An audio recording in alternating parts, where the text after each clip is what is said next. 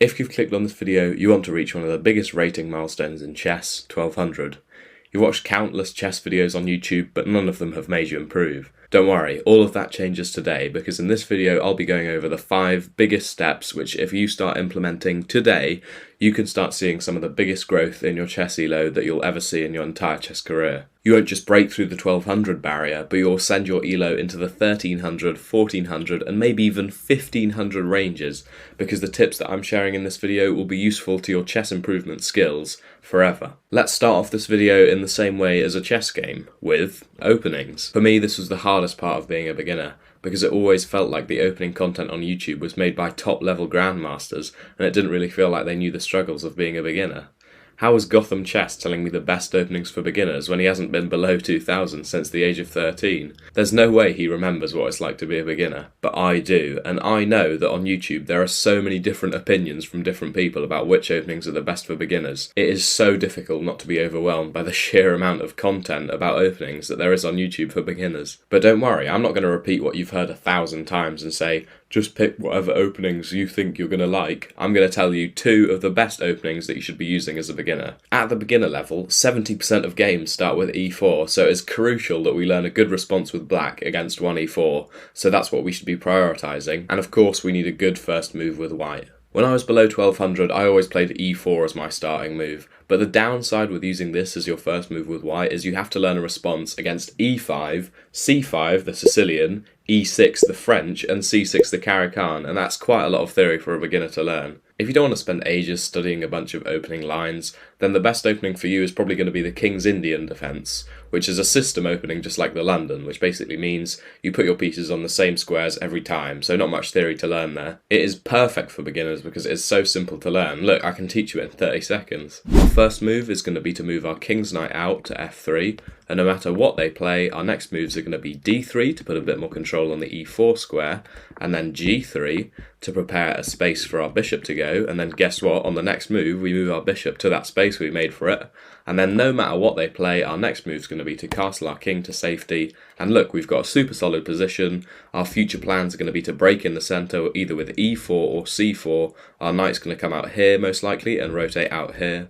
Bishop is open, we can put it here, and this is just a super solid position, no other theory to learn, and we're just going to be playing chess from now on. Our response to e4 requires a little bit more learning, but it is definitely worth it, because I attribute my journey from 900 all the way up to 1300 due to this opening right here, and it is the Scandinavian Modern defence. This isn't an opening video, so I'll keep it brief. I'll just show you the general ideas of this opening. Obviously, this is a response to e4, and we're going to play d5, the Scandinavian defence. Usually they take, sometimes they can play some weird stuff. The most popular is e5, but then we're just going to go c5, and we control a lot of space in the centre, and this pawn here is only going to become a weakness for white in the future. So almost all the time they take, and what we would usually do in the Scandinavian is take back with the queen, and they would attack it with the knight. But instead of doing that, we're going to wait one more move and play knight f6, attacking the pawn. This is technically a gambit because they can actually protect their pawn.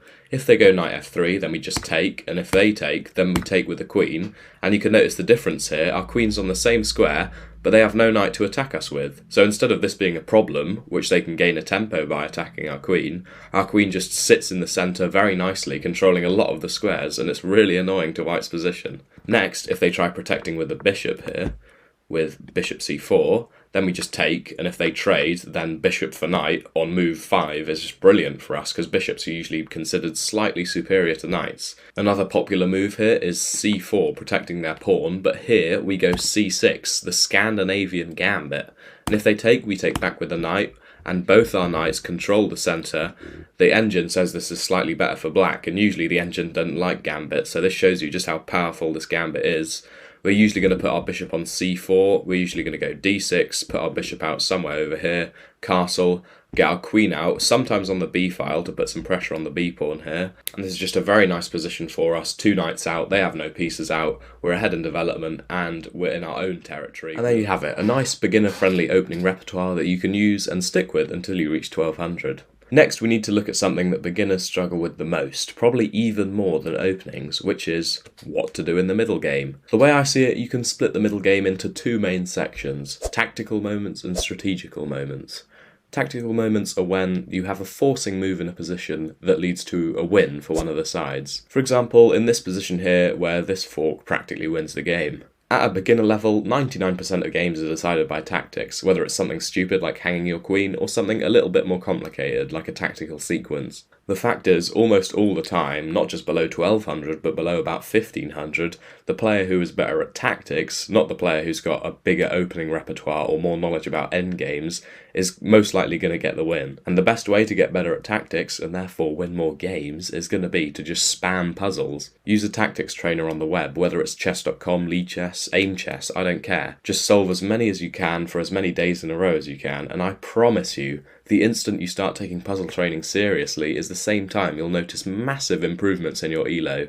I can say from personal experience that my puzzle rating on chess.com almost directly correlates with how high my elo is. Learning strategy is much less crucial, but it is still good practice to do, because some people's biggest problems come from when they're out of the opening stage and they can't see any good moves to make. They're kind of stuck and can't think of a great plan. For me, the way I improved this was watching Daniel Naroditsky's explained games on YouTube, where he would kind of play a game and talk about his thought process in depth on every move. He just explains it really well, and I would definitely recommend checking him out after this video. Then the crucial part of this process, you can't just watch his videos, is you have to take the initiative and go and play some games yourself and try and do what he does in the way of kind of vocalizing your ideas in the position. And also, the more games you play, the better you'll get at strategy. It's very much like a practice thing. And also, if you do lose, make sure that you analyse without an engine first. It's much better if you can think for yourself. Let's say you're looking at flashcards to revise for a test. Do you just reveal the answer straight away before thinking first? No. Making this tiny little change of not using the engine first before you evaluate your games is going to set you apart from 99% of beginners. And once you start thinking the right way, you'll notice that you kind of overtake the pack. Look, now we're on to everyone's favourite part of chess, endgames. Just kidding, they're really boring. So, you should just not study them, right? Yeah. Don't study endgames. What, you thought I was going to say, you should study them even though they're boring? Nope. As long as you know the basic checkmates like 2 rooks, king and queen, king and rook, and also how to promote pawns in the endgame, then you'll be fine. I know I might make some endgame lovers angry by saying this, but learning complicated, very theoretical endgames won't make you any better as a beginner, and you should definitely be prioritising your time on learning tactics, openings, things that will actually get you to the endgame, because there's no point studying them if you just get steamrolled before you even make it past move 20. I would say don't worry about learning proper endgames until you're at least 1600, and definitely don't learn the theoretical ones until you're about 2000. Some grandmasters don't even know their endgames properly. It's really not the most important part of chess at all. Next, we need to look at mindset. Stay strong, stay disciplined, especially with your puzzles. I want you to give me at least 5 a day, and do not let yourself get tilted.